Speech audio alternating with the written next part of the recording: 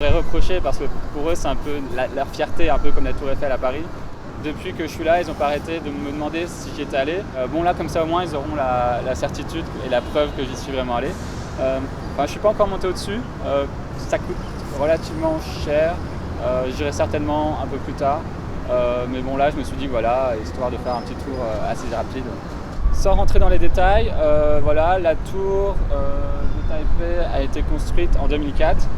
Elle était le plus grand gratte-ciel jusqu'en 2010, où justement elle a été détrônée par la tour de Dubaï. Donc je pense qu'ils ont été un peu déçus, les Taïwanais. Elle mesure 509 mètres de haut et compte 101 étages. Drôle de coïncidence. Donc voilà, si vous voulez en savoir plus, Wiki est votre ami. Je ne vais pas rentrer dans les détails, tout machin. Voilà. Sinon, comme peut-être vous l'avez pu le voir, j'ai essayé de faire des sous-titres en anglais pour ma dernière vidéo et là je vais essayer de faire pareil aussi.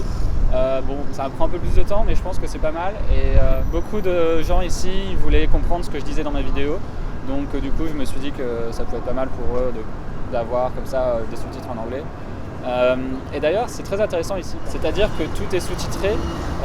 Même les émissions de télé, les films, les clips, tout ce qui est même en chinois est sous-titré en chinois. Et c'est-à-dire qu'ils ont cette habitude de pouvoir lire tout ce qu'ils entendent en fait. Et ça a l'avantage, au moins, ils peuvent écouter ce que dit quelqu'un, même s'il n'y a pas de son, ils peuvent lire et comprendre. Ou voilà, s'ils n'ont pas très bien compris, il y a toujours les sous-titres pour voir ce qui est marqué. Et c'est comme par exemple si je vous parlais là comme ça et qu'il y avait des sous-titres en même temps, tout le temps, mais tout le temps, pour les émissions de télé, pour les films et tout. Donc c'est vrai que c'est pas très beau, mais au moins c'est pratique et on peut par exemple regarder une émission sans l'écouter, juste voilà, en la lisant. Donc je pense que c'est une habitude qu'on n'a pas ici. Et ils ont été un peu étonnés quand je leur ai montré les vidéos que j'ai faites en France et ils m'ont dit mais pourquoi il n'y a pas de sous-titres pour vous, pourquoi vous n'en faites pas et tout, etc. Donc voilà, c'est assez drôle la différence. Certains m'ont aussi demandé pourquoi ils portent des masques ici pas mal à Taïwan. Je pense que c'est comme dans pas mal de pays d'Asie, par exemple au Japon, dès que quelqu'un est malade, il met un masque pour pas contaminer les autres. Et ça marche aussi dans l'autre sens, c'est-à-dire que quelqu'un pour pas vouloir être contaminé par les autres, ou voilà, s'il y a une épidémie ou un truc comme ça, il met un masque. Et ça se fait pas mal dans les transports en commun où voilà, les gens ils veulent à la fois pas contaminer les autres et pas être contaminés par les autres. Donc c'est pas très beau, c'est pas super esthétique, même si j'en ai vu certains avec des masques un peu personnalisés en tissu ou je sais pas trop quoi. Ils doivent les laver un peu de temps en temps, j'espère pour eux, mais je pense, vu à quel point l'hygiène compte pour eux. Donc ouais, c'est pas très esthétique, mais au moins ça permet de meilleure hygiène et ça n'a rien à voir avec la pollution ou quoi. Même je pense que voilà, Taipei est une ville, elle est aussi polluée qu'une grande ville comme Paris ou je sais pas en fait. Voilà, c'est juste par rapport, même quelqu'un qui a un petit rhume, met un masque et voilà, une question de respect. Je sais pas si je suis clair. Et aussi c'était marrant, par exemple, je suis allé au restaurant hier et non, avant-hier. Oui, bref, je suis allé au restaurant il y a 2 jours. Et il y avait un écriteau où il disait qu'il fallait pas parler il y avait un buffet, il fallait pas parler devant les plats pour pas postillonner et amener des microbes ou des trucs sur la nourriture. Donc c'est assez intéressant cet autre rapport à l'hygiène et à la maladie, à la santé qu'il n'y a pas en France où quand on est malade on s'en fout un peu, on tousse un peu sur tout le monde et voilà, c'est pas grave. Et ce qui est intéressant ici, c'est qu'il y a des règles, par exemple justement ces règles d'hygiène, mais qu'à côté les Taïwanais ils la respectent pas forcément non plus de manière absolue. C'est comme les piétons, des fois ils traversent au feu rouge. S'il n'y a pas de voiture, voilà, ils traversent. Et c'est un peu comme en France, c'est-à-dire qu'on n'est pas non plus les seuls à traverser un peu à l'arrache ou quoi. Donc après, ça vient peut-être aussi d'une mentalité qui évolue, qui s'occidentalise, je ne sais pas exactement, parce que peut-être que les gens plus âgés, voilà, c'était plus dans leur tradition de respecter scrupuleusement les règles. Et ce qui est aussi intéressant avec les feux rouges, c'est que souvent, il y a un compte à rebours. C'est surtout pour les piétons, et on voit le temps, le nombre de secondes qui reste avant que le feu passe au rouge. Et ça marche aussi pour les voitures des fois, où on voit le nombre de secondes avant que le feu passe au vert. Donc comme ça, c'est très pratique, ça permet d'être prêt à démarrer quand le feu passe au vert. J'en ai marre de faire ça. Donc voilà, et apparemment c'est quelque chose d'assez unique à Taïwan, enfin, c'est ce qu'on m'a dit. vu que ça a été construit il y a peu de temps, voilà, ils ont mis un système comme ça très pratique, comme ils pouvaient. Alors, sinon, qu'est-ce que j'ai fait cette semaine? J'ai pris le métro pour la deuxième fois tout seul et je me suis trompé de station pour la deuxième fois. Des fois, c'est un peu trompeur. C'est-à-dire que sur le même quai, il peut y avoir différentes lignes ou alors c'est des wagons qui ne vont pas dans la même direction. Je ferai sûrement un épisode un peu plus spécialisé sur les transports en commun où je décrirai un peu le métro Taipei. Mais ouais, du coup, c'est un peu trompeur et c'est un peu au début, tout se ressemble un peu, les noms, etc. Donc on peut vite se tromper, voilà, se tromper d'un arrêt et après on est obligé de prendre le métro d'après qui est des fois à 5 minutes ou 6 minutes après et donc c'est un peu long des fois. Qu'est-ce que j'ai fait d'autre? J'ai aussi écrit un vœu sur une lanterne que j'ai fait décoller dans le ciel. Je suis allé au marché de nuit de Keelung. C'est Keelung? Keelung.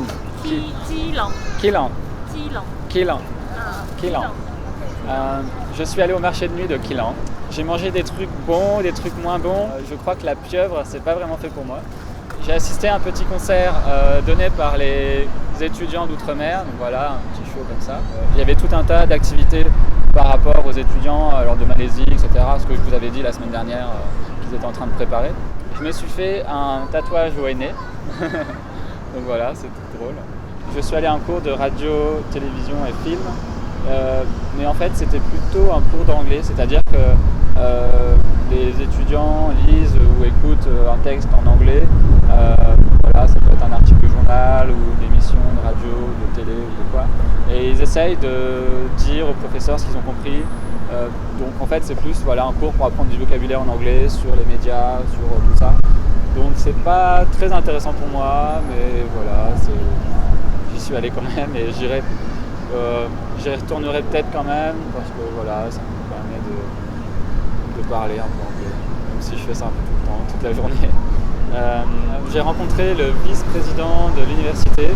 Ça n'a pas duré très longtemps, voilà, on s'est vite croisés. Il m'a dit qu'il allait venir en France là pour aller voir le directeur de l'IECA, de mon école à Nancy, et pour essayer justement de faire un partenariat plus officiel pour l'année prochaine. Je pense qu'ils vont faire un truc beaucoup plus encadré que ce qui s'est passé pour moi, où je suis un peu allé à l'arrache comme ça. Donc on verra. Et je suis retourné au cours d'anglais, au cours de français. Oui, je suis retourné au cours de français pour aider le prof à faire son cours en français. Et c'est assez marrant d'essayer d'expliquer en fait comment fonctionne sa propre langue, parce qu'il y a beaucoup de choses qu'on ne se rend pas compte en fait quand on est français et qu'on parle français depuis toujours. C'est qu'il y a certains trucs qui nous paraissent évidents mais qui ne le sont pas du tout pour des étrangers ou les gens qui essayent d'apprendre le français. Ne serait-ce que par exemple les genres, c'est-à-dire qu'on attribue le féminin ou le masculin pour tout un tas d'objets autour de nous. Mais pour les gens qui n'ont pas l'habitude, ça leur paraît totalement idiot, quoi. Enfin, pourquoi on dit qu'une table c'est féminin, pourquoi on dit qu'un tiroir c'est masculin, enfin, ça n'a aucune logique. Et oui, ça n'a vraiment aucune logique et on ne peut pas l'expliquer et c'est juste que voilà, c'est comme ça. Et pour eux, oui, c'est un peu bizarre. Et il y a même des trucs, ça me permet d'avoir un peu du recul sur la grammaire française et des choses qui pour moi me sont évidentes. Et je me suis jamais trop posé la question à savoir pourquoi ça fonctionnait comme ça. Et donc c'est vrai que des fois ça me permet de oui, c'est vrai qu'on fait comme ça parce que c'est comme ça, ou essayer de trouver pourquoi on fait ça de cette manière et pas d'une autre. Même aussi en apprenant le chinois, on voit que c'est une autre manière de faire. Et on se dit eux font comme ça, nous on fait comme ça, pourquoi, quelle est le plus simple, ça permet un peu de comparer et c'est assez intéressant. Je suis aussi allé à une audition, il y a un avion qui passe. Une airplane. Je suis aussi allé à une audition pour une sorte d'émission de télé. Je sais pas trop c'est quoi le concept. Ça a l'air d'être un truc un peu de challenge, défi. L'émission s'appelle Dare to Life. Donc j'ai été un peu entraîné comme ça dans l'audition. Je sais pas trop de quoi ça parle. Apparemment les gens avaient l'air plutôt contents de moi. Je sais pas. Donc on verra ce que ça donne. Le tournage devrait être mois d'avril. Et donc voilà, je vous en dirai sûrement plus. Sachant que c'est le troisième projet documentaire. Non, c'est pas des projets documentaires. Il y a beaucoup de projets d'émissions comme ça, d'étudiants, où ils ont besoin d'étrangers et donc ils me demandent. Même il y a aussi, dans une semaine, il y a des Taïwanais qui m'ont demandé de les aider à faire un devoirs pour leur cours de français ou je sais pas trop quoi exactement. Donc c'est marrant, c'est qu'il y a toujours des gens qui me demandent à participer à des petits trucs, même si je sais pas trop en quoi ça consiste. Mais bon, c'est toujours marrant et voilà, c'est toujours des expériences. Et en parlant d'expérience, hier soir, je suis justement allé au concours de chant. Et en fait, j'imaginais un truc vraiment plus petit, plus un truc entre amis, voilà, pour déconner, pour chanter un peu en mode karaoké. En fait, c'était plutôt un truc très sérieux, où il y avait vraiment des gens qui chantaient très bien. Et voilà, je me suis bien ridiculisé et je crois que je ne serai jamais chanteur. Sinon, vendredi et samedi, je suis allé dans le comté de Bao'an. Donc c'est à l'ouest de Taipei. Donc en fait, on est allé chez les parents de Linda, qui est une taïwanaise dans la classe de français où voilà, j'aide le professeur. Et donc j'y suis allé avec un Hongkongais qui est dans la même classe, qui s'appelle Season. Et donc c'était vraiment très intéressant. On a vraiment été reçus comme des princes, voilà, parce qu'ils étaient vraiment très contents de nous faire découvrir un peu leur vie, voilà, où ils habitaient, comment ils vivaient, tout ça. On a visité un temple, donc je ne me rappelle plus le nom. On a mangé beaucoup de poissons, parce qu'en fait il y a un barrage et il y a pas mal de poissons dedans, donc il y a pas mal de restaurants de poissons tout autour et tout. Donc c'était assez bon. On a visité le mausolée de l'ancien président de Taïwan, donc je ne sais plus le nom mais qui va être affiché ici. On est allé dans une ville et il y avait en fait une partie, la vieille ville, mais pareil je me souviens plus du nom en fait. J'ai un peu de mal avec à me mémoriser les noms parce que tout se ressemble un peu pour moi.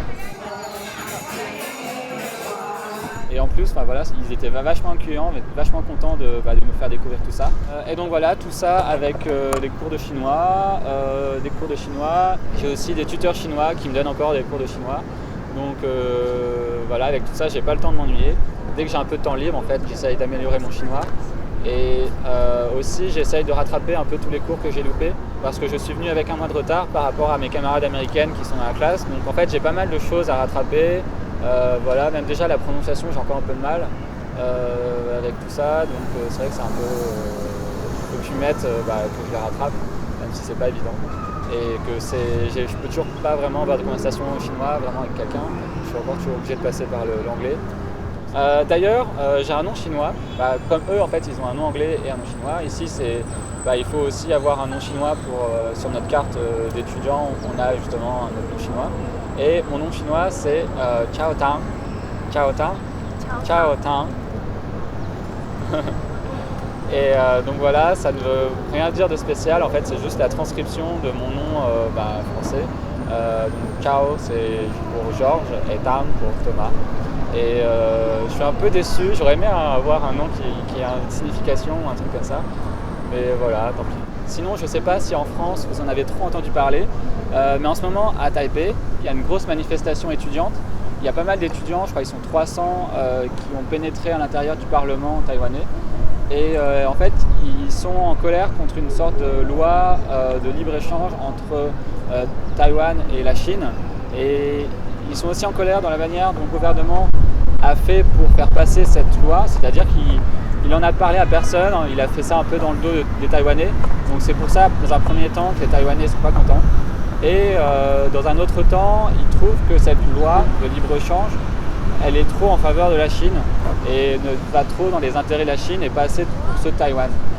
Donc il y a ça, et donc le gouvernement réagit pas très bien par rapport à ça. Je pense qu'il a du mal à contrôler tout ça et à trouver la bonne réaction. Parfois ça explose un peu. Il y a eu des violences qui ont été faites des forces des polices contre les étudiants et du coup ça prend un peu des proportions un peu démesurées et je pense que le gouvernement ne sait pas trop comment réagir par rapport à ça. Mais du coup ça arrange rien, les étudiants sont encore plus en colère et donc ça fait quelques semaines que ça dure. J'y suis pas encore allé mais je pense que j'irai bientôt, voilà, faire un tour, voir un peu l'ambiance. Peut-être prendre des photos, filmer. Il y a pas mal de Taïwanais qui me disent viens, prends des photos, filme et tout pour montrer à l'étranger, pour montrer aux autres pays comment c'est, pour montrer que la police est pas sympa, que le gouvernement est pas sympa avec les étudiants, avec les gens qui manifestent. Donc ouais, je pense que ça peut être intéressant et qu'ils ont envie qu'on parle, qu'on montre comment c'est exactement. Et il y a même certains professeurs qui encouragent, en fait, qui disent oui, pendant mes cours, vous pouvez aller à la manifestation, c'est pas grave si vous n'êtes pas en cours. Donc ils autorisent